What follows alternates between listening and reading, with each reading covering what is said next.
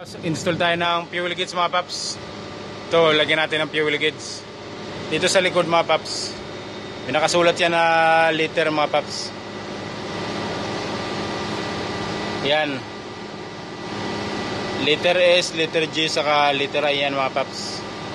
Yung S, yan yung sa switch, diretso yan sa floater. Yan, sa gitna na yan. Yung ground yan mga paps, itong kulay brown, ito yan sa labas. Yan o, ground yan.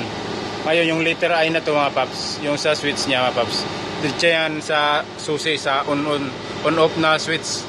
Dito yan, dito tayo nakakuha ng live, ito, connection dyan. Ngayon, titingnan natin ito, papalo ito yung mga paps. Ang papalo yung gauge natin. Connect natin to dito sa live. Kaya lang mga paps. Yan. Pag pinasok mo yan dun mga paps,